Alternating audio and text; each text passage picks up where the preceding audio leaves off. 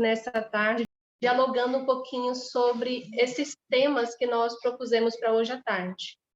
Hipertensão e diabetes vai ser um tema que a gente vai trabalhar amanhã, e aí vocês todos já estão convidados, é um seminário que tem a duração aí de 2 dias. A gente, por ser um evento online, nós optamos por fazê-lo de forma fracionada em 2 dias, possibilitando aí que as pessoas consigam se organizar para participar. E hoje a gente vai estar, então, com a Terezinha, que é nutricionista, trabalha aqui conosco, a professora Sônia, a quem eu gostaria de cumprimentar e agradecer a parceria de sempre, e a Jéssica, que é nossa nutricionista aqui também na diretoria, que estarão conosco, conduzindo essa tarde, a Thaís, que é gerente de áreas estratégicas para os cuidados primários, que apresentou brilhantemente a abertura do nosso evento, que vai estar conduzindo a mediação conosco agora à tarde. São temas muito importantes, relevantes, mas que com a pandemia acabaram ficando silenciados, assim como são essas doenças também que a gente vai tratar aqui. Por muitas vezes são doenças silenciosas, mas que com a gravidade da Covid são fatores que podem comprometer e agravar a situação da saúde dos pacientes de uma forma muito rápida. Então, nós gostaríamos de pautar temas importantes hoje e amanhã, nestes 2 dias, então, com vocês. Para isso, eu gostaria de convidá-los a estar conosco. A Jéssica vai estar fazendo uma apresentação importante sobre as ações do Programa Saúde na Escola, um programa também importante que trata aí da intersetorialidade da saúde com a educação. A saúde, ela não consegue trabalhar todas as suas pautas sozinhas, nós precisamos fazer as parcerias, e aqui a parceria importante com a professora Sônia da Universidade Federal, que vai estar conosco nessa tarde, a quem eu gostaria novamente de cumprimentar e agradecer. Então, são temas importantes para nós estarmos refletindo sobre a saúde dos nossos cidadãos, dos nossos tocantinenses, vamos dizer assim. Eu sou tocantinense e amo os tocantinenses, então precisamos cuidar da saúde do nosso povo. São temas, então, que com a pandemia, como eu disse, ficaram silenciados. A pandemia, ela tem sido prioridade na saúde, mas ela não pode ser exclusividade.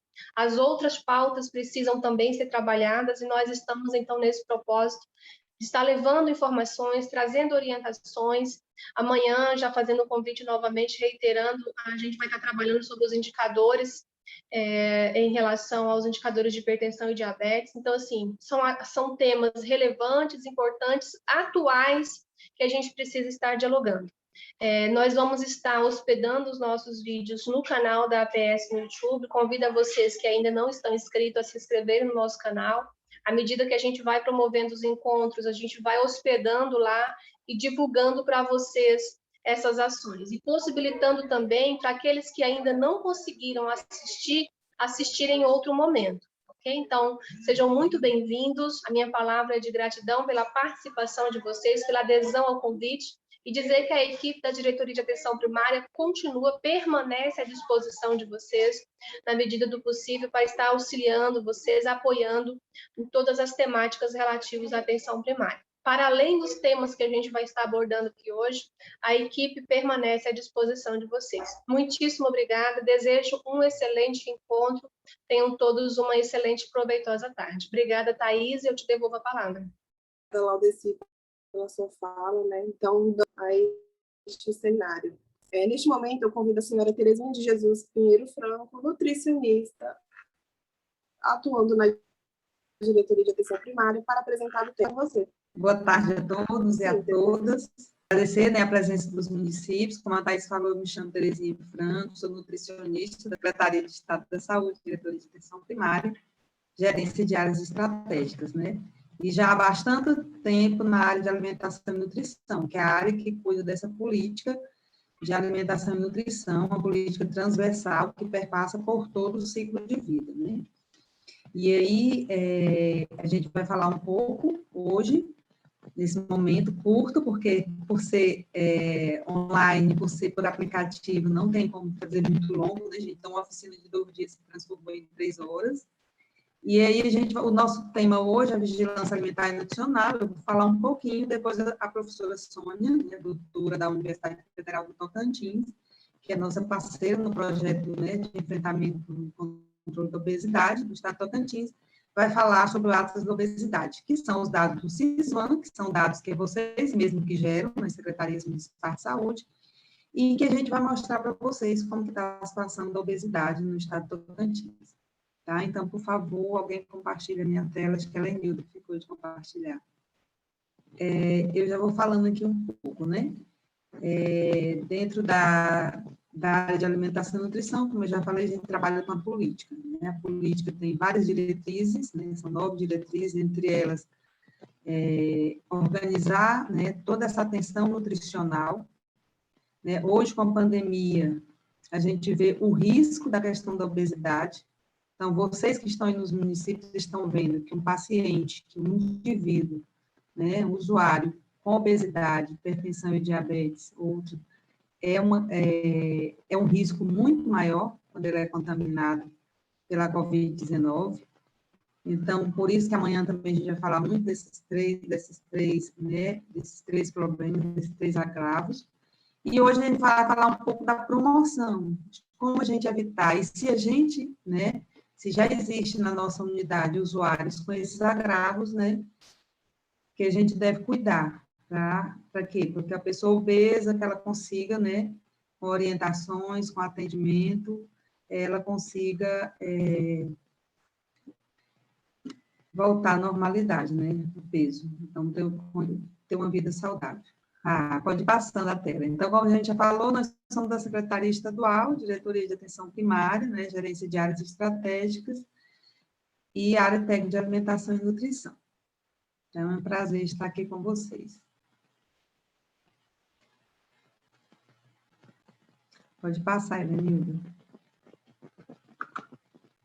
Então, como eu já falei, né, eu e a professora Sônia vamos falar desse tema. Então, a política de alimentação ela foi atualizada em 2011, né, ela é uma política bem antiga, de 99, mas ela foi atualizada em 2011, né, a portaria 2.715, e o principal objetivo é a melhoria das condições de alimentação, nutrição e saúde da população. Vocês sabem, né, gente, que alimentação e nutrição, ela está intrinsecamente ligada à saúde, né? Então, uma pessoa com má alimentação e vários outros, né, que não faz atividade física, o risco de adoecimento é muito maior. Então, preocupado com isso, que essa política, né, trabalha com essa melhoria das condições de alimentação e nutrição, mediante promoção de práticas alimentares adequadas e saudáveis, vigilância alimentar e nutricional, prevenção e cuidado integral dos agravos relacionados à alimentação e nutrição. E hoje, um desses agravos é a questão da obesidade. Pode ir passando. Com relação às diretrizes da política, né, a principal, né, é a organização da atenção nutricional, para isso tem todas as outras diretrizes, né, promoção da alimentação adequada e saudável, então por isso que a gente trabalha a questão dos guias alimentares, para que vocês façam roda de conversas, palestras, né, com relação a promover a alimentação adequada e saudável. Vigilância alimentar e nutricional, eu digo que a vigilância alimentar e nutricional é o nosso carro-chefe, porque como que você vai promover se você não sabe a situação da alimentação e o estado nutricional da sua população? Então, você precisa conhecer para poder agir. Então, a vigilância alimentar e nutricional, ela permite isso, que você conheça o estado nutricional e as condições de alimentação da sua população. Gestão das ações de alimentação e nutrição, participação em controle social. Então, a nível de Estado, a gente participa do Conselho de Segurança Alimentar, a nível de município também, né, vocês devem participar dos Conselhos de Segurança Alimentar, Conselho de Saúde, né, para discutir as questões de alimentação e nutrição. Qualificação da força de trabalho, então, esse evento, por menor que ele seja, ele faz parte, né, dessa diretriz, que é qualificar a força de trabalho. Pesquisa, inovação e conhecimento em alimentação e nutrição, e aí entre nossos parceiros das universidades, controle e regulação dos alimentos, que aí entra a vigilância sanitária, né? Cooperação e articulação para a segurança alimentar, como já disse, é importante a participação do conselho, é importante essa articulação com órgãos não governamentais e com os outros órgãos governamentais que têm a ver com alimentação e nutrição, como agricultura, educação, assistência social e vários né, pelo Serviço de Saúde, conforme a lei orgânica do SUS. Então, existe a lei, sim, no SUS, para que aconteça. A portaria de 1156, de 31 de agosto de 1990, ela inclui essa avaliação antropométrica, que é a medição do peso e altura, e do consumo alimentar como as ações básicas do processo de organização e avaliação da atenção nutricional, né? E esses dados, eles são consolidados aonde? No Sistema de Vigilância Alimentar e Nutricional. Então, eu costumo dizer assim, que hoje o Sistema de Vigilância Alimentar e Nutricional, ele é um gerador de dados, né, de relatórios, que hoje você tem o ESUS, onde no SUS você atende lá naquela unidade básica, seja criança, adulto, idoso, o indivíduo que for lá, e você já pega os dados e coloca lá no ESUS, peso, altura, idade, e isso vai migrar para o Sisvan, né? Então, lá no E-Gestor, quando você entra, tem um linkzinho no Sisvan. Quando você clica lá, tem os relatórios públicos, e se você quiser relatórios mais individualizados, você tem que entrar com a senha, né? O profissional do município tem a senha. Pode passar. E a vigilância alimentar e nutricional, né? O que é essa vigilância? É uma descrição contínua, né, e predição de tendência das condições de alimentação e nutrição da população e seus determinantes. Então, hoje a gente vê que realmente é contínuo. Tem município, claro, que às vezes só faz de quem é beneficiário do Bolsa Família, mas às vezes no município, beneficiário, 60% da população, dependendo do tamanho do município, é beneficiário. Então, a gente já tem uma amostra boa, mas o ideal é que todos que são atendidos na unidade de saúde, né? E aí vocês vejam aí, ó, a van, ela acontece no serviço de saúde. Então, todos que são atendidos nas unidades de saúde do SUS devem ser pesados, medidos, e às vezes não é nem por conta só da parte nutricional, né? O peso também é necessário para calcular a medicação e tudo mais. Então, os dados coletados, eles migram para o sistema de informação, né? Eles vão para o ESUS primeiro, depois eles migram para o Sisvan. E aí, claro, a gente tem outras fontes, é só o serviço de saúde? Não, tem as fontes das chamadas nutricionais, que muitas vezes as universidades fazem, a gente também nos estados fazem, às vezes, os inquéritos populacionais, né? E as universidades, né, principalmente as universidades que fomentam o acesso à produção científica e trabalham esses dados. Pode passar. Eu queria só mostrar aqui como que está o cenário atual da vigilância nutricional. Eu não vou me adentrar muito, porque a professora Sônia vai mostrar dados também, os dados do Sisvan. Então, esses dados aqui são dados que vocês inserem no sistema e que a gente gera o relatório aqui no estado. Então, são todos inseridos pelos municípios. Então, hoje, os 139 municípios, eles inserem dados no ESUS ou no sistema do Bolsa Família que migram para o Sisvan. Então, são relatórios do Sisvan, esse ano aqui é de 2020, eu peguei só adulto, mas vocês conseguem imprimir esses dados. Imprimir não, que hoje não precisa nem imprimir, né? É só baixar. Esses dados em todo o ciclo de vida, criança, adulto, idoso, gestante, né? E, assim, é gritante como o grande problema em todo o ciclo de vida hoje, inclusive na criança, é obesidade, é sobrepeso e obesidade. Vocês vejam aí, eu sei que às vezes o número está pequeno, mas dá para ver que na maioria das regiões de saúde, o baixo peso ele não chega a 3%, é 2%, né, 2 é alguma coisa. Então, nós não consideramos mais baixo peso, por exemplo, na fase adulta, como um problema de saúde pública. Já na fase da criança, sim, a gente tem que monitorar, acompanhar, porque voltou, a desnutrição voltou. Aliás, ela nunca foi embora, mas ela estava a menos de 5%, menos de 5% não é considerado um problema grave, mas ela voltou. Né? Tanto que saiu uma portaria do Ministério, que no outro momento, dia 9, vai ter um momento de discutir essa portaria com relação à desnutrição na infância, principalmente dos beneficiários. Mas o nosso grande problema, gente, chama-se obesidade. Então, vejam aí, Tocantins, né? Quando chega a obesidade grau 3, por exemplo, que é o grau mais, né, mais elevado, a gente está a mesma média do nível nacional, 2,83, o nível nacional, não é a mesma, não, nível 3 pouco, mas nós estamos acima da média da região norte. Então, assim, é um problema sério de saúde pública, que com a pandemia, eu acho que todos nós enxergamos que é um problema sério de saúde pública. Porque até a pandemia, eu costumo dizer que nós, como profissionais, os gestores, não viam a obesidade como um problema. Tanto que, às vezes, a pessoa ia para uma consulta de hipertensão, era obesa, mas ninguém via que ela era obesa, ninguém cuidava. Então, hoje, depois da pandemia, quando se viu que uma pessoa contaminada, um indivíduo contaminado com a Covid, que tem a comorbidade, a obesidade, hipertensão e diabetes, né, e outras comorbidades, claro, o risco é muito maior, né, de haver uma complicação. Não pode passar, depois a professora Sônia vai mostrar o Atlas, ela vai colocar os dados do Covid-19, de todo o ciclo de vida.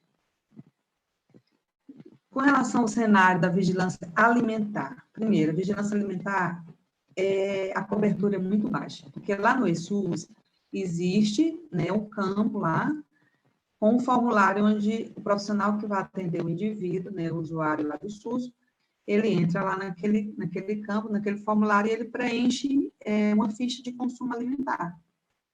Só, gente, que para vocês terem ideia, é muito baixa a cobertura. Acho que chega a 1% da população atendida lá na unidade, que é preenchido esse formulário. Então, a gente precisa melhorar essa vigilância alimentar, porque como é que nós vamos orientar a nossa população se a gente não conhece como eles estão se alimentando?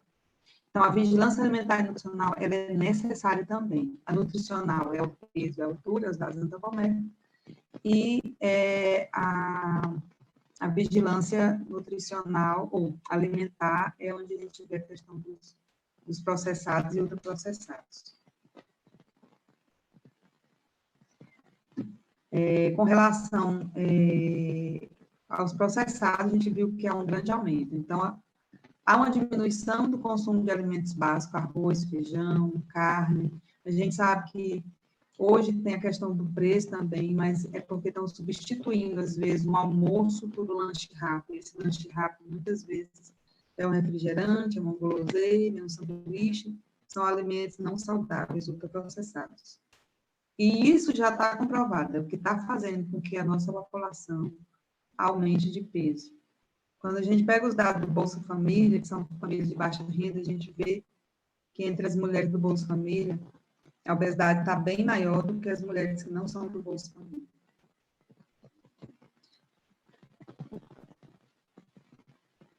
Com relação aos relatórios, né, os registros de antropometria do consumo alimentar, eles são compilados no CISVAN, como eu já falei, e esses relatórios do CISVAN, eles são ferramentas importantes, porque como é que você vai organizar o seu atendimento, você vai saber quem são os seus obesos, quem são as suas crianças de baixo peso, se você não olhar os relatórios. Então, é lá que você vai ver a informação para você planejar as ações do município, tá? Então, o CISVAN, essa carinha aí, ele aparece lá no gestor, essa carinha, tá? E lá você tem tanto o formulário de consumo alimentar, para você gerar um relatório, como de vigilância nutricional. Pode passar. Gente, é tão estranho não estar vendo vocês, aí eu não sei se estão me ouvindo. Estão me ouvindo? Tudo ok, TT. Sim, tá ótimo. Só me pediram para falar então, um pouquinho. Com relação aos materiais de apoio. Oi. Tudo bem? Só pediram para falar um pouquinho mais alto. Com relação aos materiais de apoio, né? A gente tem, como eu estou mostrando aí, vocês podem baixar esse marco de referência da vigilância alimentar e nutricional na atenção básica, os marcadores de consumo alimentar também na atenção básica, e tem um manual orientador para aquisição de equipamentos, de balanças, porque hoje, gente, a gente tem que estar preparado também nas unidades para pesar uma pessoa com 200 quilos, mais de 200 quilos. Então, assim, aí nesse manual ele tem os equipamentos que vocês precisam para equipar bem a unidade, para fazer essa vigilância alimentar e nutricional. E esses outros 2 manuais falam sobre a vigilância mesmo, como trabalhar esses dados, como coletar esses dados. Então, com relação aos 10 passos para a alimentação saudável, é importante, a vigilância alimentar e nutricional é só para a gente ver os dados de situação? Não. É para a gente promover uma alimentação saudável, para a gente promover uma vida saudável. Então, nós temos o Guia Alimentar para a População Brasileira. Dentro desse guia, tem todas as orientações de como, né, trabalhar uma alimentação saudável com a sua população. E aqui eu coloquei só de forma resumida, que lá no guia tem os passos para uma alimentação adequada e saudável, né? Então, o primeiro passo, fazer dos alimentos naturais ou minimamente processados a base da alimentação. O que é o minimamente processado? É um arroz que está empacotado, é um feijão que está empacotado, né? E o in natura, é o alimento natural mesmo, aquele que vem da roça, que vem do produtor, os legumes, é as verduras, é a mandioca, é a batata, é o que é natural mesmo, que não passou por nenhum processo, né? Utilizar óleos, gorduras, sal e açúcar em pequenas quantidades. Eu sei que às vezes dizer só assim, pequena. Aí como é que você tem que dizer? Tem que dizer que o sabor do sal ele tem que ser bem leve, quase nenhum, para você ter uma alimentação saudável, né? O óleo tem que ser aquela uma colherzinha para uma preparação do arroz, do feijão, da carne, né? Terceiro, limitar o consumo de alimentos processados, como eu já falei, né? Às vezes eu fico triste quando eu vejo uma criança que só lancha aquelas coisinhas empacotadas, biscoito empacotado, bolacha, os bolinhos empacotados. Então, tudo aquilo ali é cheio de produto químico, é cheio de conservante. Não é saudável. É uma fruta, é um bolo que você faz em casa, é alguma coisa que não passa pela indústria, que é saudável, né? 4, evitar o consumo de alimentos ultraprocessados, né? Eu já falei. Quinto, comer com regularidade e atenção em ambientes apropriados e sempre que possível com companhia. Então, não é saudável deixar a criança comer lá na frente da televisão, sozinha, só ele a televisão, em qualquer horário, não ter um horário. O idoso, às vezes, né, já se sente muito só, então o horário de compartilhar a alimentação ali com todo mundo, né? Com toda a família, então, o certo seria isso. Eu sei que hoje é difícil, porque às vezes a gente tem horários diferentes, né? Mas, na medida do possível, comer junto. 6, fazer compras em locais que ofertam variedade de alimentos natura ou minimamente processados. Então, a gente, no Tocantins, nós temos as feiras, aqui em Palmas tem muitas feiras, e eu sei que a maioria dos municípios tem feiras também, então, se utilizar dessas feiras para adquirir seus alimentos. 7, desenvolver, exercitar e partilhar habilidades culinárias. Então, o guia traz muito isso, gente. Por quê? Porque nós estamos vendo jovens, pessoas jovens, seja homem, mulher, né, que não sabem cozinhar. Então, assim, partilhar as habilidades culinárias, ensinar os filhos a cozinhar, né, ensinar a vizinha que não sabe cozinhar. Então, é isso, compartilhar conhecimento. 8º, planejar o uso de tempo para dar alimentação e espaço que ela merece. Então, hoje nós temos um grande problema de tempo, né? As pessoas, às vezes, saem de casa sem tomar café da manhã, porque acordam em cima da hora. Por que não planejar acordar meia hora antes para tomar um café da manhã? Seja 7 da manhã, seja 6h30, né?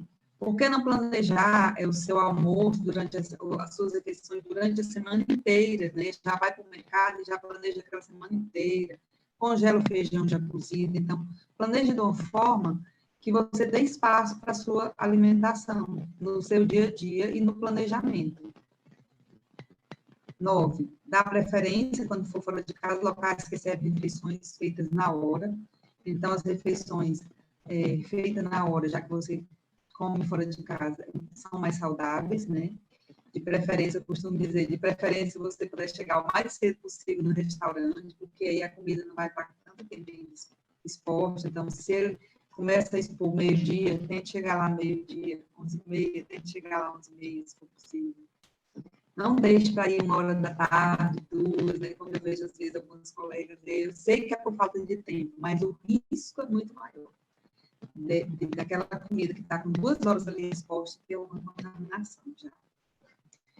10º, ser crítico quanto às informações, orientações ambientais sobre alimentação vinculada em propagandas comerciais. Então, hoje, nós temos um grande inimigo, as propagandas comerciais da indústria, que ela chega a convencer mesmo, às vezes não convence a gente, mas convence as mães, convence os pais, de que aquilo ali é saudável, né? Que o iogurte natural é saudável, porque, né, não vou aqui ficar falando nome de produto, mas assim, A indústria, ela tenta convencer de que o que ela oferece é saudável. Tem tudo que uma criança precisa, que uma pessoa precisa, né?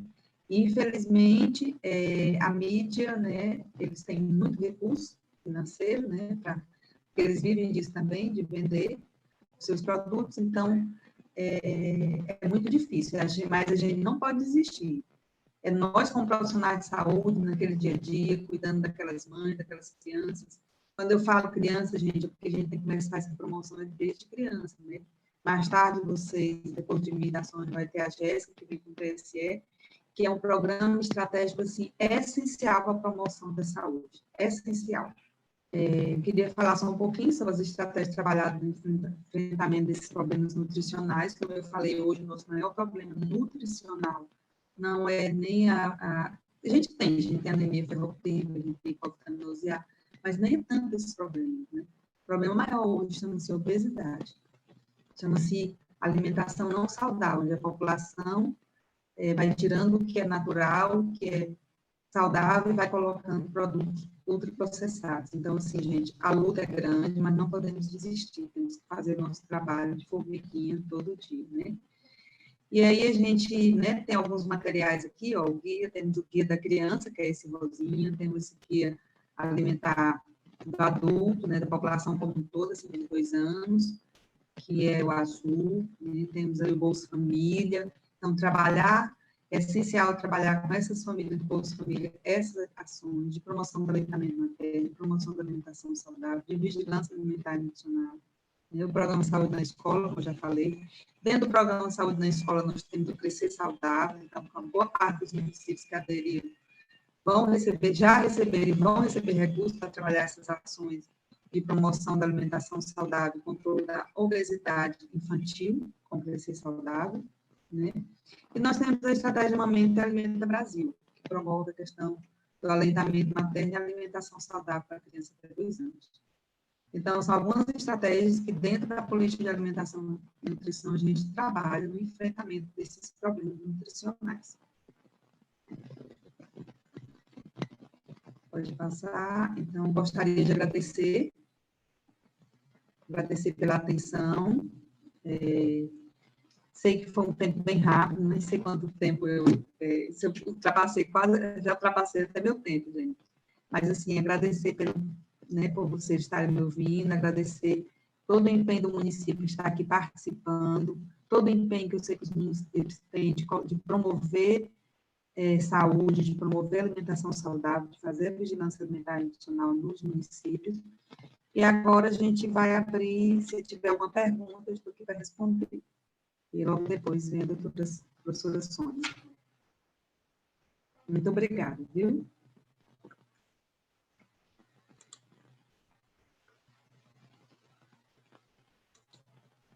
Muito obrigada, Terezinha, pelos seus apontamentos, né? E aí, reforçando, caso alguém tenha alguma pergunta ou algum questionamento, que possa estar inserindo no chat, para que ela possa estar respondendo.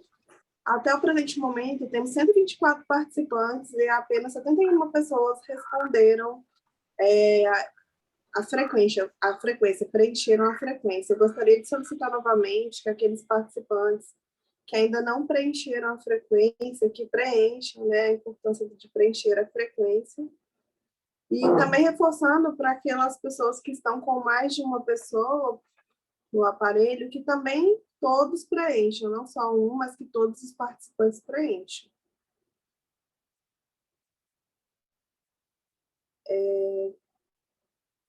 Como ainda não foi sinalizada nenhuma pergunta no chat, eu gostaria, nesse momento, de convidar a senhora Sônia Lopes Pinto, professora e coordenadora do projeto de enfrentamento do controle de obesidade do Tocantins, ECOSUS, que falará sobre o Atlas da Obesidade do Estado do Tocantins. Professora Sônia, a palavra está com você. Boa tarde. Estão me ouvindo bem, Thaís? Sim, o áudio está ótimo. Sim. Ótimo. Vou compartilhar a tela.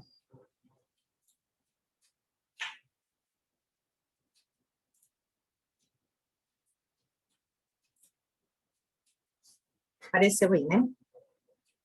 Sim. Ótimo. Bom, pessoal, então, boa tarde. O meu nome é Sônia, né? Eu sou professora do curso de nutrição da Universidade Federal do Tocantins. E é um prazer estar aqui hoje conversando com vocês. Né? Agradeço a Terezinha, a coordenação da atenção primária, a Laudeci, pelo convite. E hoje a gente vai falar um pouquinho sobre o projeto EcoSUS, mas principalmente do Atlas da Obesidade, que são dados, né, que a gente retirou do CISVAM. Bom, mas para todo mundo entender um pouquinho o que é o projeto EcoSUS, né, eu vou só dar uma breve introdução. Bom, então é um projeto de enfrentamento e controle da obesidade no âmbito do SUS, né, foi a chamada 28 de 2019 do CNPq, e é um projeto financiado pelo CNPq e o Ministério da Saúde, organizado pelo Ministério da Saúde, né, e financiado pelo CNPq. Esse projeto atualmente acontece em todo o território brasileiro, praticamente todos os estados. Se não me engano, só tem 2 ou 3 estados que não têm o projeto, porque não tiveram projetos aprovados, não submeteram propostas. E o nosso projeto começou as suas atividades em março do ano passado. Bom, o nosso objetivo principal, então, é desenvolver produtos e estratégias para subsidiar a implantação e organização de ações de promoção da saúde, prevenção de fatores de risco e cuidado pelos profissionais da atenção primária à saúde, voltados ao enfrentamento e controle da obesidade no estado do Tocantins. Ou seja, né, nosso objetivo maior é colaborar mesmo para a atenção primária à saúde no enfrentamento e controle da obesidade. Bom, as atividades do nosso projeto, atualmente, que foram aprovadas no projeto, são pesquisa e desenvolvimento. Então, esse eixo de pesquisa e desenvolvimento, a gente já está até, inclusive, finalizando essas atividades. No ano passado, devido à pandemia, que a gente teve um atraso nas atividades, mas a gente focou no pesquisa e desenvolvimento. Então, toda a parte de diagnóstico do estado do Tocantins, a gente realizou o ano passado, então foram vários diagnósticos, eu acho que vários de vocês responderam alguns questionários para a gente ligou, eu mesma, inclusive, liguei para alguns para pedir a colaboração. A gente tem um eixo de formação, esse eixo de formação, a gente vai começar, a gente já está preparando esse curso de formação, então em agosto a gente começa. Então, o que é o eixo de formação? São 2 cursos que nós vamos promover. Então, um curso para os profissionais de saúde, da atenção primária, e outro curso para os gestores. Então, se você é gestor, vai ter um curso para você, de 40 horas, e para os profissionais de saúde, um curso de 180 horas. E tem o eixo avaliação e monitoramento, onde a gente vai estar fazendo avaliação, e a gente fará na formação toda a avaliação e monitoramento dos cursos, das ações, das prefeituras, e o eixo de divulgação científica, que nós também já estamos fazendo, e estamos divulgando, hoje vou já divulgar o nosso webinário. Bom, falando do Atlas da Obesidade, que compõe o eixo de pesquisa, né, que foi o principal convite aqui hoje, a gente publicou em janeiro deste ano um Atlas da Obesidade do estado do Tocantins. O que é esse Atlas? Foi um e-book, né, que a gente construiu com os dados do CISVAM. Então, são os dados que vocês mesmos coletam nos seus municípios. Então, são dados de 139 municípios, né, dos dados de 2019. A gente começou no meio do ano passado, né, e coletamos os dados de 2019. E esse Atlas, ele é por faixa etária, então ele vai de até 5 anos, de 5 a 10, adolescentes, adultos e idosos. Ele é por município e ele por região de saúde. Bom, aqui a gente tem os resultados do Atlas, que a gente apresenta no Atlas. Depois eu posso colocar o link aqui para vocês do site, mas a gente tem aqui na própria apresentação, que vocês podem baixar o Atlas na íntegra. Bom, então, em crianças, o que a gente observa? De 0 a 5 anos, observa que o mapa está bem clarinho. Então, esse fato do mapa estar bem clarinho significa que a prevalência de obesidade está bem baixa. Olha, a cor mais clara é em torno de 5%. Então, e aí vai a cor um pouquinho mais, um amarelo mais forte, é de 5% a 10%. Então, está entre 5% até 10% de prevalência de obesidade de 0 a 5 anos. Esse figura 2, a gente observa como que escurece o mapa. Então, de 5 a 10 anos, a gente tem um aumento dessa prevalência da obesidade. Então, observa como os municípios com menos de 5% ou igual a 5% são muito poucos, que esses pontinhos clarinhos, esses municípios bem no tom amarelo bem clarinho, praticamente não tem. E a gente já tem municípios com mais de 20%. Então, a gente observa que a prevalência da obesidade, ela aumenta com a idade. Então, à medida que a idade vai avançando, a obesidade vai aumentando junto. Na figura 3, no mapa 3, a gente observa a prevalência em adolescentes. Então, em adolescentes, também tem esse escurecimento maior do mapa, tá vendo? Então, vai aumentando. E em adultos a gente tem a pior situação, tá? Então, em adultos, a gente tem uma prevalência de muitos municípios do estado do Tocantins com mais de 30% de obesidade. Tá? E observa, pouquíssimos municípios com menos de 20%. Então, você não tem nenhum município com 10%, por exemplo, com 5%. Então, é tudo em torno de, ou é igual, ou é um pouco menos de 20%. Tá? A gente não teve nenhum com menos de 10%. A prevalência de obesidade, então, a gente observa que ela vai continuar aumentando à medida que a pessoa vai envelhecendo. Tá? Então, à medida que vai ficando mais velho, a obesidade ela vai aumentando, a prevalência vai aumentando. Para idosos, os dados do CISVAN nos apresentam os dados de sobrepeso, porque o CISVAN ele não avalia obesidade, então é um ponto de corte um pouco diferente. Observa que mais da metade do mapa, quase todo o estado do Tocantins apresenta mais de 40% dos seus idosos com sobrepeso. Então, olha aqui, esses poucos municípios aqui com vermelho bem escuro é 80%, de 60% a 80%. E a maioria, ó, tá esse laranjado claro, de 40% a 60%. Então, a maior parte dos municípios do Tocantins hoje tem em torno de 40% a 60% dos seus idosos com sobrepeso. O Atlas também apresenta por região de saúde. Então, a gente destrinchou por regiões, as 8 regiões de saúde que a gente tem no estado do Tocantins. Essa figura 9 mostra a obesidade, por exemplo, em adultos. Aqui a gente está avaliando, eu estou apresentando aqui por região de saúde só de adultos, tá, gente? Mas lá no Atlas tem de crianças, tem de adolescentes, tem de idosos, tem de todas as faixas etárias. Então, para adultos, o Bico do Papagaio, observe, tem 2 municípios apenas que têm menos de 20% de obesidade, tá? E tem vários municípios entre 25% e 30%, vários. No Médio Norte Araguaia, a gente tem um município com menos de 20%, né? E sendo que a maioria é de 25% a 30%, e temos 3 municípios com mais de 30% de obesidade. No Cerrado Tocantins, a gente também tem um município somente que tem menos de 20%. E toda a maioria, né, o mais prevalente é de 25% a 30%. O Capim Dourado, a mesma coisa, a gente também só tem um município. No Cantão, repete a mesma situação, a maior parte 30%, né? No Amor Perfeito também, Amor Perfeito não tem nenhum município que tem menos de 20%. Ilha do Bananal, está mais escuro ainda, né? De todos aqui, a Ilha do Bananal é a região de saúde que tem mais municípios com mais de 30% de prevalência de obesidade. E a região sudeste, é a região que tem uma menor quantidade de prevalência de obesidade. Ó, observa que só tem um município com mais de 30%.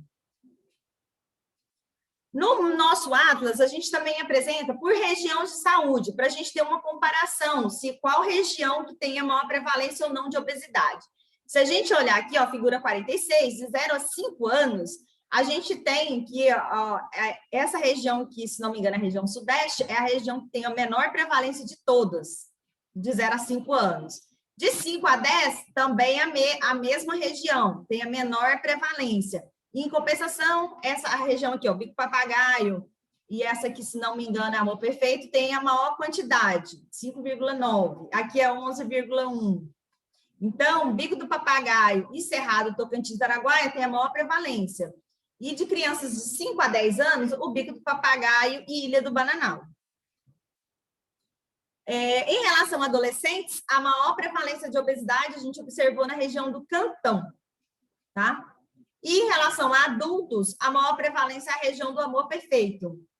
quando a gente compara as regiões, né, por faixa etária. E em relação aos idosos, a maior prevalência foi no Cerrado, Tocantins, Araguaia, né, 48%. Então, se a gente observar que os idosos do Cerrado, Tocantins, Araguaia, em torno de 48% em comparação aos demais. Então, gente, essa questão da obesidade no estado do Tocantins, ela está igual, segue a mesma tendência dos dados nacionais. Então, a prevalência ela é alta, e se vocês observarem, né, a prevalência ela vai aumentando de acordo que vai aumentando a faixa etária. Se vocês observarem aqui nesse mapa 46, ó, a maior prevalência aqui no mapa é 5,9%. A maior prevalência de obesidade não chega nem a 6%. Quando a gente vai para de 5 a 10, já chega a 11%. Quando a gente vai para adolescente, vai para 9%. Quando a gente vai para adultos, 27% de obesidade. E quando vai para adultos, 48%, no caso aqui, sobrepeso. Então, à medida que a pessoa envelhece, a tendência é aumentar a prevalência de obesidade. E isso é um ponto muito importante de se avaliar. É claro que, assim, esses dados, gente, não são representativos da população daquele município, porque são os dados do Sisvan. E aí, o que acontece? Teve municípios que a gente pegou esses dados, né? Eles são de domínio público, e a gente pegou esses dados e a gente observou. Teve municípios que teve um preenchimento muito grande, teve municípios que não. Por exemplo, teve municípios, isso aconteceu com idosos, que o município inteiro avaliou um idoso. Aí, quando a gente foi olhar os dados, eu observei que estava, assim, 100% de sobrepeso. Aí eu olhei e achei estranho. Falei, gente, não é possível que esse município, todos os idosos avaliados tinham sobrepeso. E, na verdade, não era, porque só tinha avaliado uma pessoa. Então, assim, é muito, muito importante alimentar os dados do Sisvan, porque esses dados, eles nos ajudam a observar como que está o perfil dessa população, né, em relação ao estado nutricional. E aconteceu também o contrário, teve um outro município que teve um idoso avaliado, e quando eu fui olhar, esse idoso era eutrófico, eu pensei, nossa, que maravilha, não tem nenhum sobrepeso no município, mas não era isso, é porque só avaliou uma pessoa. Então, ela foi peso normal, ela não tinha obesidade. Então, parecia como se não existisse sobrepeso em idosos naquele município, que não é verdade. Bom, aqui a gente tem... desculpa. Eu gostaria também de divulgar que tem o nosso site, tá? Esse é o site do projeto EcoSUS, tá? O site é palmas.ft.edu.br/EcoSUS/. Nesse site, vocês conseguem pegar o Atlas da Obesidade, tá? Baixar todo o e-book, tá? O documento, e observar por faixa etária, pela sua região de saúde, o seu município. Não vou apresentar aqui porque o tempo é pouco, não dá para, né, a gente falar tudo. Bom, aqui também deixar nossos contatos e nossas redes sociais. Então, a gente tem aqui o nosso e-mail, tá? Que é EcoSUS Tocantins, o Instagram, nossa conta no Instagram, o Facebook também nosso, a gente tem um Facebook e a mesma conta do e-mail, né? A nossa rede social, o nosso Instagram, né? Aqui até coloquei uma fotinho, ela faz parte da nossa divulgação científica, então todos os nossos projetos, todas as nossas atividades, as nossas publicações e publicações importantes do Ministério da Saúde, internacionais, a gente publica na nossa rede social. Então, se quiserem nos seguir, tem muita coisa boa que a gente apresenta, tá? E aproveitar e divulgar o nosso primeiro webinário, tá? A gente começou a divulgar ontem. Nós estamos construindo um webinário para ser exibido a partir de agosto. Então, é uma minissérie em 4 episódios. Então, em agosto, a gente vai falar sobre prevalência da obesidade, com presença confirmada da coordenadora geral da Alimentação e Nutrição, a Gisele Bortolini. Então, no dia 6 de agosto, no episódio 2 vai ser sobre obesidade e gestão pública. No episódio 3, sistemas alimentares, e no episódio 4, estigma do peso, tá? As datas são essas, e os horários de 4 às 18, tá? Todos os dias vai ser de 4 às 18 horas. Né? Então, anotem nas agendas aí, que vai ser muito bom este webinário. Passa a slide. Bom, e em relação à formação, aproveitando a oportunidade que tem, eu sei que tem gente de vários municípios do estado do Tocantins. Pessoal, nós vamos começar a formação dos profissionais de saúde, estamos com um material maravilhoso, terminando de construir, e agora em agosto a gente vai começar o curso de formação dos profissionais de saúde para Palmas, então, né, o pessoal já foi convidado, já está sendo convidado, e para nutricionistas e profissionais de saúde, os enfermeiros da atenção primária, tá? Então, é um curso voltado mesmo para enfrentamento e controle da obesidade. E o ano que vem, se Deus quiser, vamos viajar de fevereiro a julho, né, para todo o estado, então, todos serão convidados a participarem. Então, quem mora no Bico do Papagaio não precisa vir para Palmas para participar do curso, a gente vai até o Bico do Papagaio. E vai ter uma parte online também, uma parte presencial e outra online. E é isso, muito obrigada pela oportunidade, estou aberta aí a perguntas, questionamentos, esse é meu e-mail. Obrigada, professora Sônia, pela sua fala, né? Um projeto brilhante, né? E todo o material aqui, pessoal, exposto, a gente pode estar assim, disponibilizando para todos os municípios. E também esse seminário estará gravado, estará no nosso canal do YouTube, então peço a todos que nos sigam lá, estará novamente disponível para vocês assistirem, para os profissionais que não puderam participar hoje, que eles também possam assistir, né, a gravação. Tem muita gente aqui falando excelente, uma ótima apresentação. Caso alguém tenha algum questionamento, pode estar colocando no chat. Mas, de antemão, a gente agradece, tá, professora Sônia, a sua participação, a sua colaboração. Obrigada. Eu que agradeço.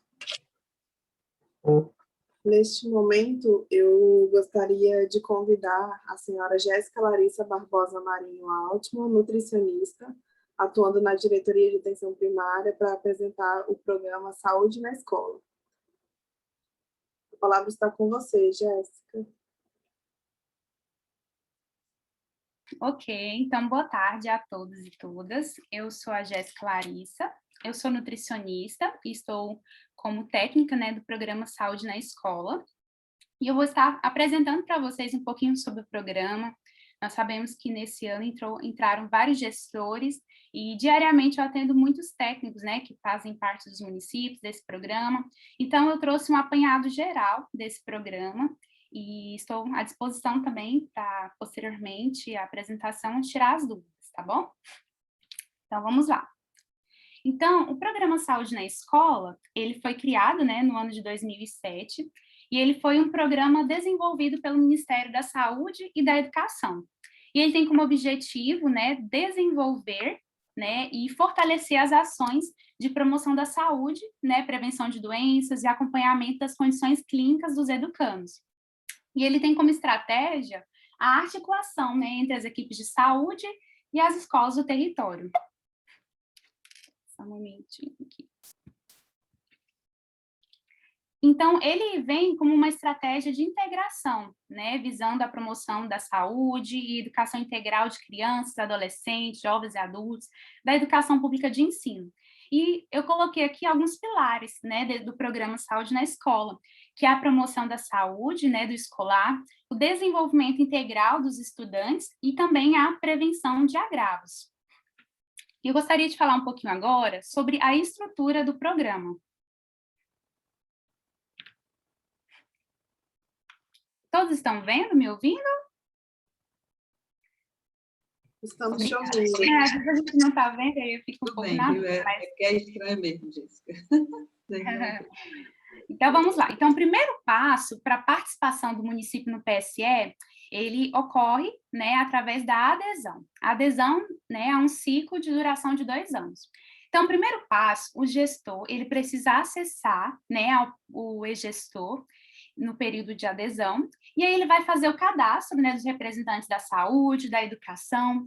Nesse processo de adesão, é o momento em que o município vai pactuar as escolas, ele vai fazer a vinculação das equipes de atenção básica a essas escolas, e ele também vai pactuar as 13 ações, e ele também pode acrescentar outras ações, né? E ao final desse processo de adesão, o município ele precisa salvar o termo de adesão. Por que salvar? Porque esse é um documento onde a gente vai estar descrevendo como que vai, né, o município, como que o município se planejou para estar desenvolvendo nesses 2 anos o programa, né? Então, ao final de cada ano do ciclo, a gestão federal ela vai dar esse feedback para o município, né? Ele vai enviar para o município um balanço, né, contendo o monitoramento das ações que o próprio município inseriu no sistema, registrou, enviou, e aqui o sistema de atenção básica, né, de informação da atenção básica, o SISAB, validou. Então, esse processo é muito importante. Então, o primeiro passo para o município, né, implementar o PSE é o processo de adesão. O segundo passo é a criação, a instituição no município do GTI municipal. Esse GTI ele é essencial para o desenvolvimento, para o sucesso, né, do programa Saúde na Escola no município. E esse GTI ele precisa necessariamente ter um caráter intersetorial. Tá? Então, o que seria esse GTI? É um grupo de trabalho intersetorial municipal, né? Então, ele precisa obrigatoriamente ser composto por gestores da Secretaria de Saúde e da Educação. Mas ele também pode ter a participação facultativa de representantes das equipes de saúde da atenção básica, representantes das escolas, os próprios estudantes podem fazer parte, contribuir, e também pessoas da comunidade local podem estar participando desse GTI. Muitas vezes, muitos profissionais que entraram agora, eu gostaria de apresentar para vocês qual que é a atribuição desse GTI, é muito importante.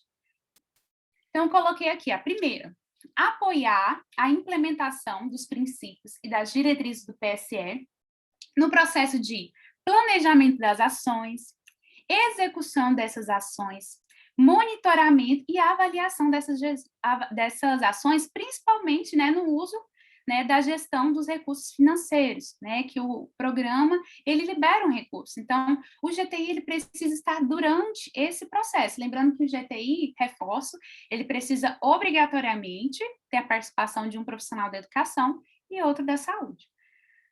Também é uma atribuição do GTI articular a inclusão dos temas relacionados às ações que o programa Saúde na Escola vai realizar no município, precisa ter descrito lá no projeto político-pedagógico das escolas. Por isso que o profissional, o representante da educação, precisa participar desse processo de construção, tá? Outra atribuição, definir as escolas, sejam públicas, né, sejam federais, estaduais, municipais, que serão atendidas no âmbito do PSE. E é importante, nesse processo de definição dessas escolas, considerar vulnerabilidade social, os territórios de abrangência das equipes de atenção básicas que, no processo de adesão, a equipe identificou lá, e precisa também levar em consideração os critérios indicados pelo governo federal. Um desses critérios seria o quê, Jéssica? Seria, né, por exemplo, que essa escola tivesse uma grande parte dos alunos beneficiários do programa Bolsa Família, tá? É um exemplo, né? Outra atribuição do GTI, participar do planejamento integrado de educação permanente, formação continuada, né, e viabilizar também essa execução, por exemplo, mobilizar que toda a equipe que participe desse programa participe de momentos como esse, né, de educação permanente, com o Estado, mas também a nível municipal. Também é papel do GTI possibilitar a integração e o planejamento conjunto entre as equipes das escolas, né? Ou seja, ser um mediador aí nesse planejamento, mediando entre as equipes das escolas e as equipes de atenção básica. Subsidiar, mediar esse processo de assinatura do termo de compromisso lá no processo de adesão pelos secretários municipais de educação e de saúde, né? E também apoiar, garantir, qualificar a execução das ações e as metas previstas no termo de compromisso municipal. Outro papel, apoiar e garantir e qualificar o preenchimento do sistema, né, de monitoramento do PSE. Não basta realizar as ações, é importante para o Ministério, né, que ele seja registrado e de forma correta. Então, o papel do IGTI é identificar, está sendo feito de maneira correta? Como é que estão essas ações? Então, é o papel do IGTI. Outro, propor estratégias específicas para a implementação, a gestão do cuidado em saúde dos educandos no âmbito municipal, garantir a entrega dos materiais do PSE enviados pelo Ministério da Educação ou Saúde, que eles sejam entregues e utilizados de forma adequada. Então, eu trouxe aqui, resumidamente, o que seriam, então, esses passos de gestão municipal do GTI do PSE, tá? Então, como eu falei, a composição obrigatória do GTI tem que ser minimamente, né, de um representante da saúde e outro da educação. Então, o GTI, inicialmente, ele precisa identificar quem são os outros profissionais, quem são os outros setores que podem contribuir, fazer parte desse GTI, contribuir tanto no processo de planejamento dessas ações, quanto também no processo de execução delas. Então, aqui é importante identificar esses atores, sensibilizar, mobilizá-los, né? Organizar também reuniões periódicas. É importante que o GTI municipal, ele defina uma agenda periódica para suas reuniões.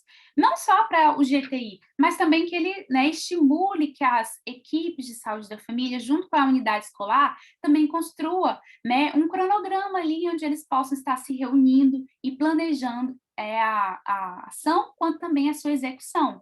Também é importante o planejamento dessas ações estratégicas, como eu disse, definir responsáveis, executar, registrar, né, essas ações, é muito importante, mais para frente eu vou falar um pouquinho sobre esse registro, né, como que o município, ele precisa registrar de forma correta, não apenas no sistema, mas vocês, da GTI, vocês precisam, como eu posso dizer, ter em mãos as comprovações dessas ações. E também divulgar para a população que vocês estão realizando essas ações, assim vocês podem até conseguir mais parceiros, né? E uma outra dica que eu posso colocar aqui para o GTI seria vocês terem a construção de uma lista, né, atualizada, com a relação nominal dos estudantes, por série escolar, com data de nascimento, número do cartão SUS, né, de cada aluno, para facilitar para vocês o controle também, posteriormente o registro, né, dessas ações no sistema.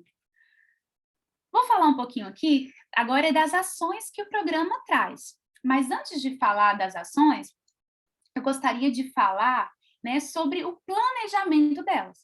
Esse planejamento é muito importante, né? Eu atendo diariamente municípios que às vezes ligam lá na nossa diretoria, perguntando como que eu posso fazer essa ação, qual a metodologia? Então, eu vou orientar aqui, dar sugestões de como fazer o planejamento dessas ações.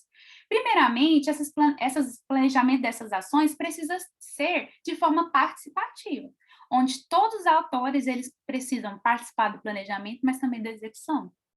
Ela precisa ser intersetorial, né? Ter pelo menos a saúde e a educação participando prioritariamente, né? Então, precisa ter ali pactuações entre a estratégia de saúde da família, a equipe escolar. Então, muitas vezes eles ligam lá para a gente perguntando, como que eu posso fazer? Eu sempre pergunto, primeira coisa, tem GTI no município? Você já sentou com um profissional da educação para planejar essas ações? Porque nesse planejamento, ele precisa ser local, ele precisa ser o próprio GTI para realizar essas ações. Eu, como Estado, não tem como eu falar, olha, você vai fazer essa ação dessa forma, usando essa metodologia lá na escola. Não tem como eu fazer. Por quê? Porque a educação, por isso que é importante a participação deles, que eles podem, não só da educação, mas de outros parceiros, que eles podem contribuir na metodologia e outros fatores também. Esse planejamento dessas ações precisa constar, né, no projeto político-pedagógico da escola e no calendário escolar. Por isso é importante estar envolvendo a educação desde o início, tá bom? Outra coisa, precisa levar em consideração as reais demandas do território. Então, o município precisa fazer, qual que é a necessidade dos meus escolares, dos meus educandos? Então, eu preciso avaliar isso, preciso avaliar qual que é o nível de ensino da unidade escolar que eu vou executar essa ação. Dependendo do nível de ensino, eu vou precisar utilizar uma metodologia para abordar essa temática. Então, tudo isso, o GTI, ele precisa planejar em conjunto. Esse planejamento das ações pode prever a articulação com o controle social e também é importante o mapeamento de potenciais parceiros para o aprimoramento do programa. Então, aqui, trouxe aqui. Pode ser, às vezes, envolver a equipe do NASF, pode ser um potencial parceiro, equipe multiprofissional, às vezes o CRAS, às vezes a Secretaria de Esporte, Cultura, o Polo de Academia da Saúde. Então, é papel do GTI sensibilizar e pactuar responsabilidades territoriais com esses parceiros. Lembrando que o território é um grande espaço de produção da saúde. Então, o PSE, ele busca promover, né, essa integração entre essas diretrizes, seja da saúde, da educação, né, e ele visa essa melhoria da qualidade de vida desses estudantes brasileiros e também da comunidade local onde eles estão inseridos. Por isso é importante que seja um trabalho feito com várias mãos, né? Então, eu trouxe aqui um exemplo de como que esse planejamento dessa ação pode ser realizado. Então, o primeiro passo é a equipe fazer uma análise da situação de saúde do seu território. Qual que é a necessidade? Será que essa ação aqui ela é mais importante? Não que é mais importante, mas é mais necessária para esse público?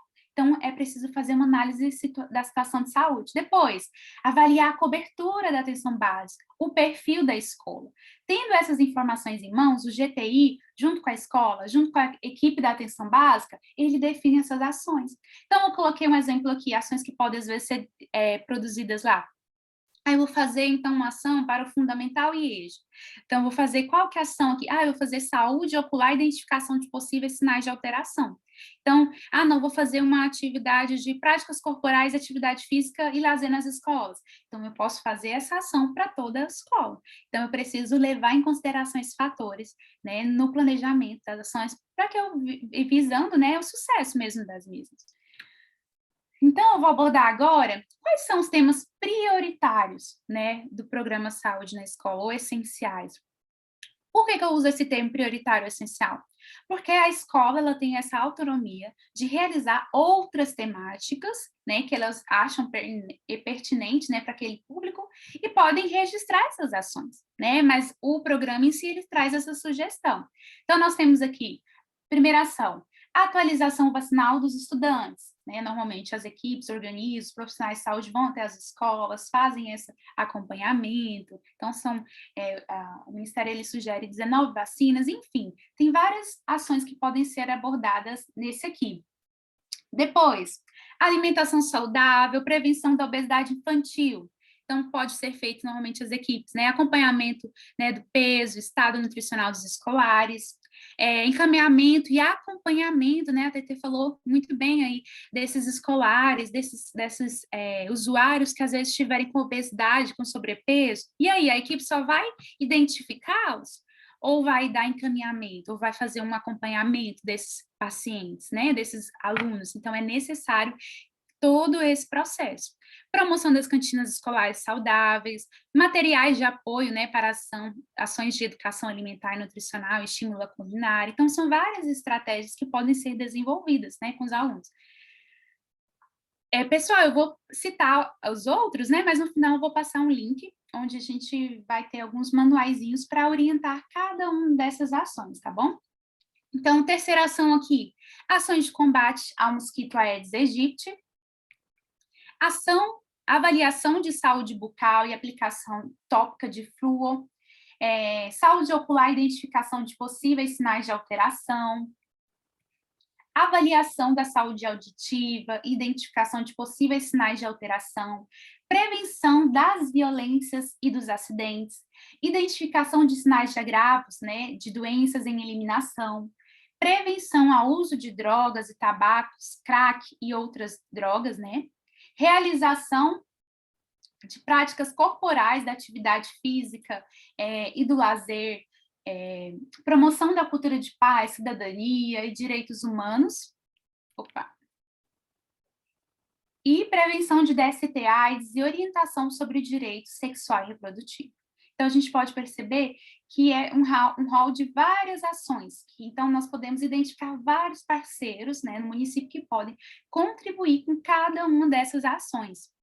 E por último, mais recente, né, o Ministério da Saúde, ele inseriu essa ação, né, através da publicação da portaria de número 1857, de 28 de julho de 2020, ele inseriu essa ação, que é a prevenção à Covid-19 nas escolas, que agora ela se tornou obrigatória. Mais para frente eu vou falar um pouquinho sobre os indicadores do programa, de forma atualizada, e a gente vai estar apresentando um pouquinho mais sobre elas. Então, eu trouxe aqui o link que vocês podem estar acessando em aps.saude.gov.br/ap/PSE, e lá vocês vão encontrar materiais de apoio, incluindo os cadernos e guias temáticos, que vão falar sobre cada uma dessas ações, né? O Ministério da Saúde está produzindo material fresquinho. Esse material vai ter até sugestões de ações, de metodologias que vocês podem abordar, né, e aplicar no município. Então, esse aqui é o link que vocês podem estar tendo acesso aos documentos mais atualizados com relação ao programa Saúde na Escola. E agora, eu queria falar um pouquinho das contribuições do Ministério da Saúde, né, para o programa Saúde na Escola, nesse contexto da pandemia da Covid-19. Então, eu trouxe aqui, né, a portaria de número 564, né, foi uma grande conquista, que do dia 8 de julho, né, de 2020 saiu essa portaria, que o Ministério conseguiu incluir, né, na tabela de procedimentos, o procedimento de atenção primária no âmbito do programa Saúde na Escola, prevenção à Covid nas escolas, com o código SIGTAP 0101010095. O que acontecia antes? Os profissionais que realizavam essas ações com essa temática, eles tinham que inserir lá no campo lá de saúde ambiental. Só que o Ministério da Saúde não conseguia fazer a identificação dessas ações, porque não era específico, né, nem um monitoramento. Então, em poucos dias eles conseguiram, por isso que eu falei que é uma conquista, eles conseguiram identificar, né, por meio desse código, né, as ações voltadas para a prevenção da Covid-19. Tá? Depois disso, o Ministério liberou essa portaria de número 1857, que ela vem trazendo, né, um incentivo financeiro para os municípios, né, desenvolverem ações de prevenção ao novo coronavírus, Covid-19, nas escolas da rede básica de ensino. Tá bom? E aí depois ele lançou a portaria de número 2027 e 2306, que essas duas últimas portarias, elas vêm, né, para fazer algumas alterações na portaria de número 1857. Então, quais são as alterações, né? Elas, primeiramente, a primeira, ela ampliou esse incentivo financeiro para todos os municípios, porque inicialmente ele veio, esse recurso, somente, né, para os municípios que tinham aderido ao PSE. Então, posteriormente, eles expandiram. A outra portaria, ela vem, né, definindo que essas ações relacionadas à Covid-19, por elas receberem esse recurso, esse incentivo financeiro para serem trabalhadas, elas deverão ser registradas, né, na ficha de atividade coletiva do ESUS, com esse código de SIGTAP, né, e ela deverá ser monitorada também pelo sistema de formação da atenção básica, o SISAB, tá bom? Então, é importante essas informações. E aí, por último, o Ministério, ele publicou, né, um manual, isso aqui é muito importante, né, para quem está aí nesse processo de retomada das aulas, ele publicou um manual com orientações à retomada segura das atividades nas escolas de educação básica no contexto da pandemia da Covid-19. O que esse manual traz? Ele vem trazendo orientações gerais sobre esse processo, ele vem trazendo, coloquei até algumas questões que ele vem respondendo, mas ele traz resposta para várias questões, traz listas de estratégias que o município pode estar desenvolvendo. Então, por exemplo, quais são as medidas gerais que devem ser tomadas na escola nesse processo? O que eu preciso fazer com casos de Covid-19? Então, o Ministério ele trouxe esse manual com essas orientações que podem respaldar e apoiar o município nesse processo. E ele também traz sugestões, né, de como o município pode utilizar esse incentivo financeiro, né, para a realização das medidas, né, de prevenção. Como é um recurso de custeio, ele já está, né, foi liberado já no Fundo Municipal de Saúde, né, fundo, então o município pode ter acesso a esse recurso. Nessas portarias que eu citei, vem descrevendo cada município e o valor que ele recebeu, então pode acessar lá, a gente pode também estar mandando para vocês, mas lá tem descrevendo o que cada município recebeu e como ele pode estar utilizando, tá? Então, por exemplo, o que pode estar utilizando, já que é um recurso de custeio? Material e produtos de limpeza para desinfecção, máscaras, álcool em gel, termômetros, materiais de maneira geral, né, para prevenção da Covid-19.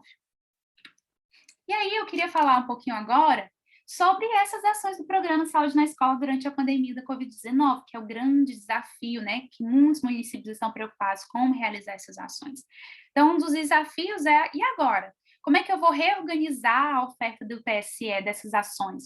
Agora, o outro desafio seria adequar ao formato online, né, conseguir parceiros nesse processo, planejamento intersetorial e, de fato, né, garantir que a promoção da saúde continue sendo ofertada, né, para esse público. Então, a gente sabe que a pandemia, ela causou, de fato, impactou nas ofertas educacionais presenciais, né? Então, muitos municípios estão ofertando as atividades educacionais de forma remota ou híbrida. Então, o Ministério da Saúde, ele entende, né, que essas atividades do PSE, elas também ficam passíveis de serem adaptadas a essa nova realidade. Então, as equipes poderão, sim, realizar essas ações de maneira remota, online, né, e registrá-las, né, da mesma forma que eram registradas anteriormente, né, através das fichas de atividade coletiva, como de costume. Eu coloquei até aqui uma atenção, por quê? Por mais que essas ações estejam sendo realizadas agora de maneira remota, no processo de planejamento delas, é importante que a equipe avalie a qualidade dessas ações, né? Então, é importante prever se os alunos terão acesso a essas informações, como será o acesso, será utilizado o YouTube ou WhatsApp, como é que vai ser? Então, a equipe precisa prever essas informações. Depois, é importante que não apenas passe um vídeo para os alunos, mas que seja criado estratégias, né, para que haja, de fato, uma formação de diálogos, né, para que, de fato, haja uma construção ali de hábitos de vida mais saudáveis. Então, é importante a equipe fazer essa avaliação. E agora eu vou falar um pouquinho sobre o registro das ações do programa. Ok, realizei as ações. E agora, o que eu preciso fazer com elas? O próximo passo é fazer o registro delas. Então, a gente sabe que, como eu já falei anteriormente, que o sistema que a gente utiliza para registrar essas ações é o ESUS. Então, os municípios, eles devem registrar as ações do PSE, né, no sistema de informação do ESUS, através da ficha de atividade coletiva, tendo cuidado de fazer o preenchimento correto do INEP. Então, olhem uma atenção aqui. Muitos municípios, às vezes, fazem o registro, mas, às vezes, não inserem o INEP da escola ou inserem de maneira errada. Apenas registro com a identificação correta do número do INEP serão contabilizados pelo monitoramento, né, do Ministério da Saúde. Então, é importante isso aqui. Trouxe aqui como seria, então, esse processo de registro dessas fichas de atividade coletiva. Então, essa ficha de atividade coletiva, ela pode ser impressa, qualquer profissional pode estar preenchendo ela no dia a dia ali da realização dessas ações, mas ela também pode ser já preenchida, essas informações, diretamente no ESUS. Então, uma informação importante aqui é o INEP, como eu já disse. Onde tiver esse asterisco, significa o quê? Que é um campo obrigatório para o preenchimento. Então, o profissional precisará estar também com essas informações. E aí, outra informação importante, o sistema, ele contempla tanto os profissionais que realizaram a ação da saúde quanto da educação. Então, vocês podem estar marcando aqui essa opção, se o profissional da educação participou, podem, seja do planejamento, seja da execução, pode estar colocando aqui. Lembrando que aí, marcou um xizinho aqui, é obrigatório o uso do INEP. Mesmo que a ação seja feita fora do ambiente escolar, é obrigatório, tá? É que aquele público, aqueles alunos que estão vinculados a determinada escola, que sejam identificados, né, pelo número do INEP aqui. Próximo passo é marcar aqui quais serão os campos, né, que o profissional precisará marcar, esses campos aqui, 4 ao número 7. Aqui vai estar descrevendo as ações, de saúde relacionadas ao programa Saúde na Escola. E aí eu gostaria de falar um pouquinho sobre cada uma delas. Então, número 4, o profissional vai marcar aqui educação e saúde quando ele realizar uma ação, né, de educação ou ensino, ou instrução em saúde, por exemplo, ensinações teatrais, a apresentação de algum tema em saúde, rodas de conversa com temas, campanhas pontuais ou campanhas sazonais de saúde. Então, se for alguma dessas ações, o profissional vai marcar educação em saúde, tá? Lembrando que eu aconselho a todos os profissionais sempre identificarem os alunos com CPF ou Cartão Nacional de Saúde. Mas aqui no sistema, quando você marca educação em saúde, ele não vai exigir que o usuário seja identificado pelo Cartão Nacional de Saúde ou pelo CPF. Mas eu sempre aconselho que toda ação que for realizada tenha isso até para posteriormente vocês terem uma comprovação dessas informações, ok? Aqui no número 5, estou indo muito rápido, pessoal? Ou tá tranquilo? Posso continuar? Acho que está tranquilo, Jéssica, pode continuar. Ok, obrigada. Então, número 5 aqui, nós temos atendimento em grupo. Que ações são essas aqui que o município vai identificar? São realização de grupos terapêuticos, grupos operativos, às vezes uma oficina que foi realizada, às vezes um grupo temático por ciclo de vida, né, que às vezes pode estar sendo desenvolvido ali, às vezes um grupo de condição de saúde, por exemplo, crianças com obesidade, enfim, não sei, às vezes um grupo de atividade física, uma terapia comunitária, todas essas ações aqui, vocês vão inserir e identificar como atendimento em grupo. Nessa opção, o sistema já pede que, obrigatoriamente, todos os usuários sejam identificados, tá bom? Então, muitas vezes o município fala, não estou conseguindo inserir, é porque às vezes está faltando aqui o número do Cartão Nacional de Saúde daquele usuário ou o CPF, então é importante que se marcou essa opção aqui, né, do número 5, que é obrigatório que eles sejam identificados, tá bom? 6, avaliação ou procedimento coletivo. Aqui nós vamos ter as avaliações ou procedimentos realizados em grupo. Por exemplo, avaliação antropométrica dos alunos, teste de acuidade visual, uma escovação dental supervisionada, ou então aplicação tópica de flúor. Todas essas ações também é obrigatório, né, que elas sejam identificadas com o Cartão Nacional de SUS ou CPF. E por último, número 7, mobilização social, são todas as ações de promoção, né, de mobilização comunitária. Aqui o sistema não exige que os usuários que participaram, né, sejam identificados, né, pelo Cartão Nacional de Saúde ou pelo CPF. E aqui, próximo passo de preenchimento, tanto da ficha de atividade coletiva impressa quanto pelo sistema, é o público-alvo. Então, aqui vocês vão identificar, é um campo obrigatório, vocês vão marcar, só um minutinho, só beber um pouquinho de água. Vocês vão marcar de acordo com o público participante da ação, tá? Depois, temas para a saúde. Nesse bloco aqui, vocês podem registrar um ou mais temas das seguintes ações que vocês realizaram, né? Podem estar identificando aqui. Já em práticas em saúde, nesse bloco aqui, o profissional ele pode registrar uma ou mais práticas em saúde. Mas, se essa prática em saúde foi realizada em grupo. Mas se o profissional na ação realizou uma avaliação ou um procedimento coletivo, ele só vai conseguir marcar uma opção. Então, se ele realizou mais de uma avaliação, mais de um procedimento coletivo, ele vai precisar fazer 2 inserções no sistema, ok? Só um momento. E aqui, como que vai ser, então, o registro das ações de prevenção à Covid-19 nas escolas?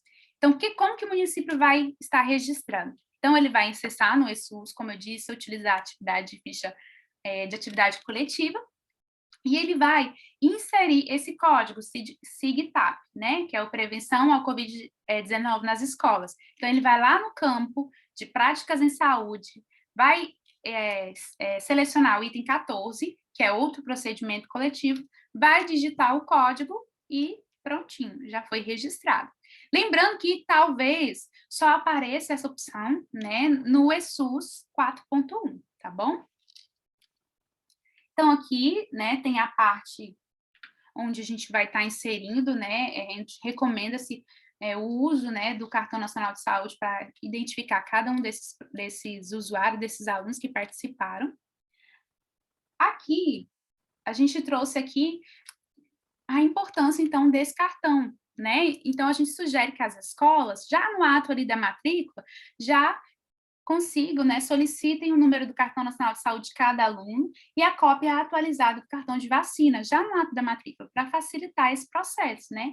E já para facilitar lá depois a inserção das informações.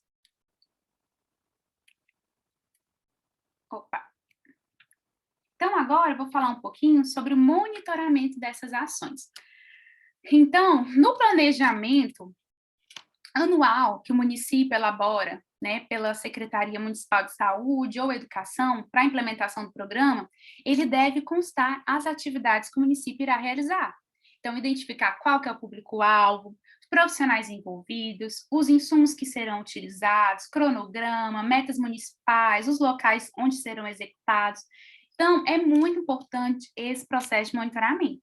O monitoramento e a avaliação das ações do PSE, eles devem se tornar uma prática do GTI, né, durante esse processo de implementação do programa. Então, é uma oportunidade de aperfeiçoar essas atividades, de acompanhar se houve alguma implicação, como que está sendo a repercussão dessas atividades no território.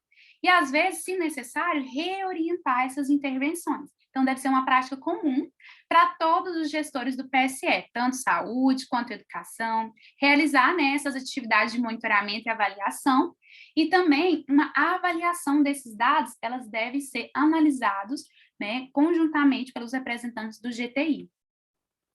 Ok, então vou falar um pouquinho agora do monitoramento. Como eu disse, deve-se utilizar a ficha, né, de atividade coletiva para o registro dessas ações, pode utilizar ela impressa, né, nas atividades realizadas no dia a dia. Qualquer profissional pode ter essa ficha impressa, fazer as marcações, porém, para inserir, para registrar essas informações no sistema, é necessário que seja um profissional da saúde com acesso ao sistema, porque é um sistema do ESUS, é um sistema da atenção básica, né? Então, é importante que seja um profissional da saúde, que tenha acesso, né? Então, eu trouxe aqui como que a equipe pode estar gerando os relatórios para ter acesso, né, para identificar, monitorar as ações realizadas, né? Como eu disse, esse monitoramento, ele recomenda-se que ele seja mensal, no máximo bimestral, né? Porque precisa estar avaliando se as ações estão sendo realizadas, a qualidade, para dar tempo de intervir, né? Melhorar, às vezes, algum fator, enfim. Então, eu trouxe aqui no portal, né, do e-gestor, cisab.saude.gov.br, o GTI pode estar acessando aqui, pode estar solicitando aqui, ó, na aba Produção, Atividade Coletiva, essas duas opções. Aí, para extrair os dados, né, da ficha de atividade coletiva que foi inserido pelos profissionais, por bloco de atividade, o profissional vai precisar selecionar as opções da seguinte forma. Primeiro, aqui em coluna, linha, tipo de informação. Primeiro, precisa selecionar a linha do relatório por INEP, aí vai ter lá escola ou creche, você seleciona essa opção. Aí já obrigatoriamente, já na coluna do relatório, vocês vão selecionar temas para saúde ou práticas em saúde.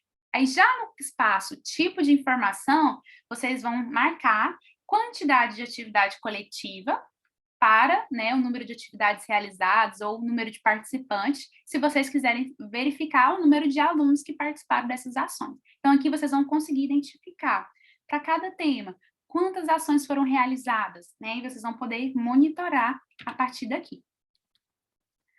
Aqui, em unidade geográfica, vocês vão selecionar o município de vocês, que vocês vão conseguir analisar os dados a nível municipal. Em competência, vocês vão selecionar as competências, né? Ou seja, de acordo com o período que vocês querem analisar. E aí, depois vai sair esse relatório aqui, ó.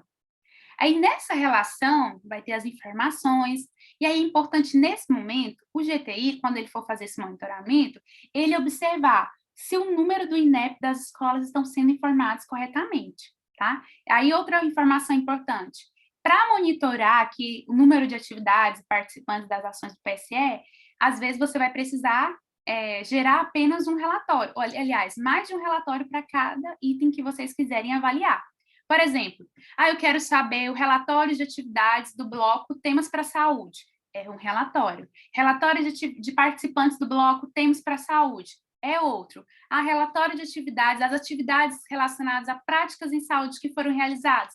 Um relatório. Da mesma forma, o número de participantes desses. Ok? E agora estamos caminhando para o fim da nossa apresentação, mas eu gostaria de falar um pouquinho da parte financeira, né, do recurso financeiro do programa.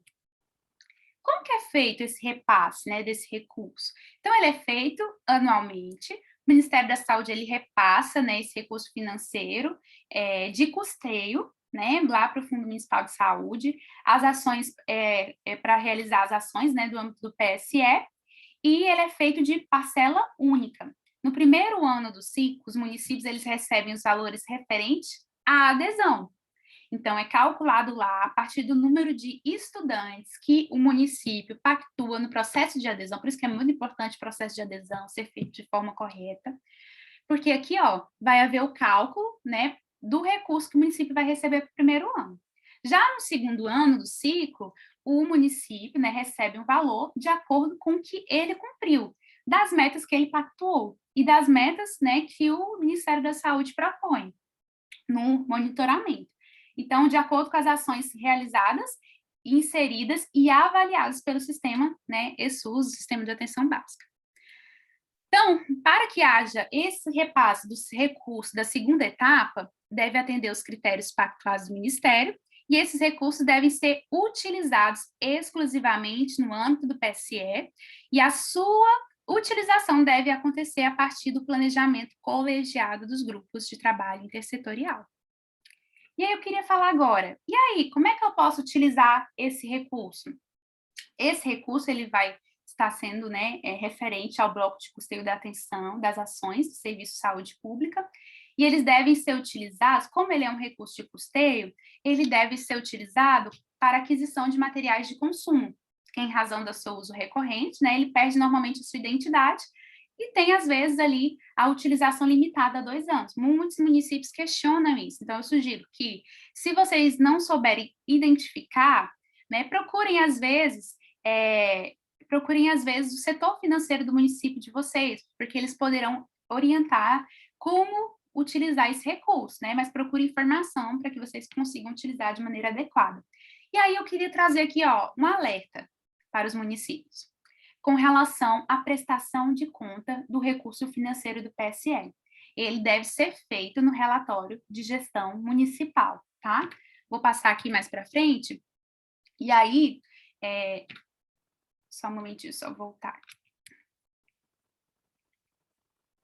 Então, essas ações, só para reforçar aqui, elas devem constar tanto no Plano Municipal de Saúde, muito importante, pessoal, tanto no relatório de gestão municipal, tanto as ações quanto o uso do recurso, tá bom? Então, eu trouxe isso aqui porque muitos municípios, às vezes, não sabem dessa informação e, às vezes, não realizam. Então, é importante esse registro dessas informações, tá bom? E agora, Jéssica, como é que vai ser feito o monitoramento dessas ações? Como é que o Ministério vai me avaliar para eu conseguir continuar recebendo recurso no segundo ciclo? Lembrando que esse recebimento do segundo ciclo, ele é condicional. Então, levando em consideração a pandemia, o Ministério determinou 2 indicadores, né, para definir o repasse financeiro para o segundo ano do ciclo do PSE.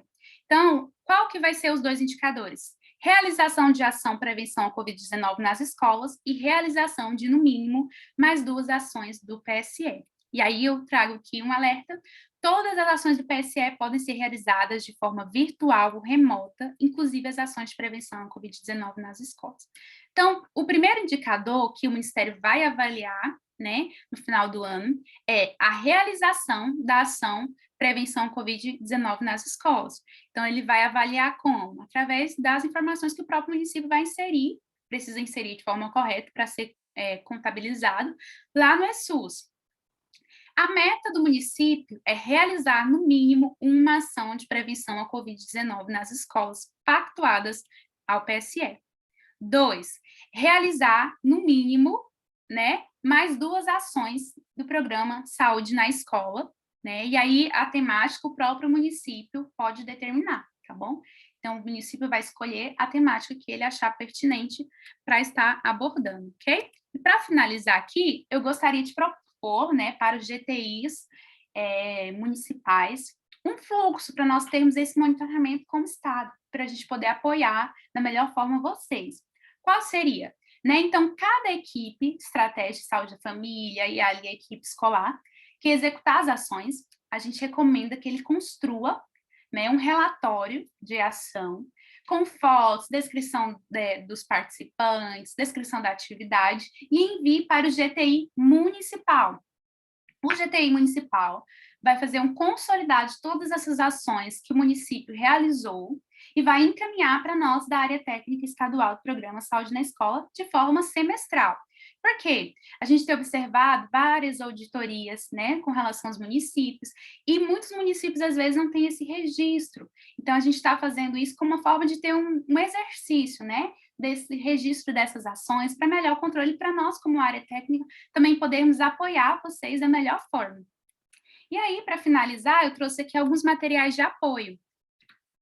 Então, nós temos aqui um curso do AvaSUS, é um curso gratuito, em parceria com o Ministério da Saúde, que é Implementando o Programa de Saúde na Escola. Ele é um curso curtinho, online, né, que vocês podem estar fazendo. E também temos um FAQ, né, que são as perguntas frequentes que o Ministério da Saúde elaborou esse documento, com as perguntas mais frequentes relacionadas ao programa Saúde na Escola. Então, você pode colocar, às vezes, no Google, a gente pode estar encaminhando para vocês também, com material com essas dúvidas frequentes, tá bom? E aí, eu gostaria de dar 2 informes rapidinho para finalizar. Nós vamos ter agora no segundo semestre, provavelmente em agosto, nós não temos ainda uma data definida, porque estamos aguardando uma orientação do Ministério da Saúde. Nós vamos ter uma webconferência sobre a prevenção da Covid-19 nas escolas e o monitoramento do ciclo 2021-2022. Vai ser uma webconferência só com o estado do Tocantins e o Ministério da Saúde, onde a gente vai trazer para vocês como é que está esse monitoramento referente ao primeiro semestre, tá bom? Então, eu vou passar para vocês essas informações, a data, o link, tudo direitinho para que vocês possam participar. E segundo, nós temos agora um grupo do WhatsApp, né, voltado exclusivamente para os membros dos GTIs municipais, né, de todo o estado. Então, se você tem interesse em participar, você é do GTI, você pode estar procurando, se você não entrou ainda, se você não tem acesso ao link, nós vamos passar para vocês o link para vocês clicarem. Nesse grupo do WhatsApp, nós vamos estar compartilhando estratégias, cada município pode compartilhar as ideias de ações, como vocês estão realizando no município, as dificuldades, tirar dúvidas, e eu estarei ali mais pertinho, conseguindo fazer essa assessoria com vocês, passando as informações fresquinhas, tá bom? No mais, pessoal, muito obrigada, né? Estão aqui nossos dados, coloco-me à disposição para mais esclarecimentos, e é isso, muito obrigada. Obrigada, Jéssica. Surgiram algumas perguntas, e aí eu gostaria que você respondesse, né? A Daniele colocou que acha importante eles terem um guia infantil para levar para as escolas, bem coloridos e que fala a linguagem das crianças. Teve um questionamento se esse balanço dessas ações do ano de 2020 se está disponível ou se é por ciclo de 2 anos. A primeira pergunta. Primeira pergunta, com relação ao guia, né? O Ministério da Saúde está construindo alguns materiais, inclusive vai ter um guia de bolso, né, das ações para os profissionais, vai ser liberado, já está na gráfica, vai ser liberado a partir do segundo semestre, tá? Com essas ações. Aí, eu não sei se vai ser especificamente para os alunos, né? O que eu sei é para os profissionais desse guia, não sei se vai ter algo específico. Mas a partir, como eu disse lá naquele linkzinho, tem vários manuais que dão, às vezes, ideias, sugestões de como os próprios técnicos podem, às vezes, desenvolver, até trabalhar com educação, metodologias em que vocês conseguem desenvolver materiais, né, para utilizar também determinada ação nas escolas, tá? Qualquer outra pergunta, por favor? quanto ao balanço das ações do ano de 2020, se está disponível ou se é por ciclo de 2 anos. Então, como eu mostrei lá para vocês, vocês conseguem acessar lá no portal do CISAB, né? E aí vocês conseguem olhar como que está por competência. Quando vocês colocarem competência, vai ter lá o mês, o período em que você deseja verificar. Então, como eu disse, o monitoramento ele é mensal. Então, todo mês vocês podem estar acessando lá, que vai estar sendo atualizado de forma mensal as ações que já foram realizadas e inseridas lá no sistema, tá bom? Não sei se era essa a pergunta, se eu respondi, se não, pode complementar a pergunta. Tem mais perguntas? Tem quanto à disponibilização do material, né, da sua apresentação, tanto do slide quanto as ações mesmo do PSE. Eu acho que está tudo dentro do mesmo slide. E acho que a gente pode disponibilizar, assim, depois nos e-mails, né? Isso, registrem aí na frequência, que eu vou encaminhar para todo mundo que registrou a frequência os materiais que eu tenho disponível. Também vou estar colocando lá no grupo do WhatsApp do GTI, tá bom? Tem mais uma pergunta, Jéssica, da Cleidiane. Ela pergunta como fazer as ações do PSE nesse tempo que não está tendo aula. Ela demorou um pouco a entrar na sala e aí ela gostaria de fazer esse questionamento. Entendi. Então, pode estar desenvolvendo... É assim, se a escola estiver tendo aula, não está tendo nenhum tipo de aula, está sendo remota ou híbrida. Então, se estiver sendo remota ou híbrida, né, a gente recomenda que seja feito da mesma forma, né, de forma online. Agora, se o município ainda não retornou, aí vocês vão precisar, por exemplo, daqui até o final do ano, são 3 ações que vocês vão precisar realizar.